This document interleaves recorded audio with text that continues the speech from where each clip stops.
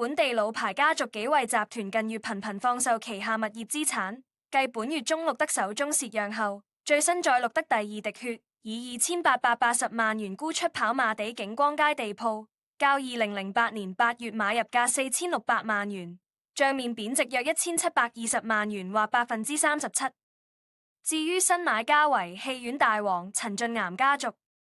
上述鋪位為跑馬地景光街28至30號鋪，面積約2780平方尺，新近以2880萬元沽出，成交尺價約1.04萬元。該鋪位現由英國連鎖商店馬莎爾每月約12萬元租用，料新買家享租金回報約5厘。該鋪位原業主為瑞輝投資有限公司 Finekey Investment Limited， 公司董事包括紀惠集團主席廖湯惠靄、其女兒廖偉芬及兒子廖偉倫。紀惠於2008年8月以4600萬元買入該鋪位。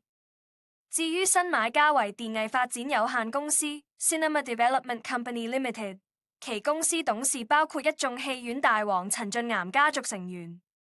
事實上，紀惠集團近期不斷沽售旗下物業，如本月中已經錄得第一滴血。該集團持有的中環租庇利街一個面向中環街市的地鋪，新近以蝕讓價3880萬元沽出，尺價約2.52萬元。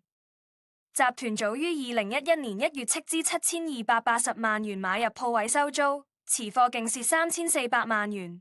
鋪位樓價大幅貶值近一半。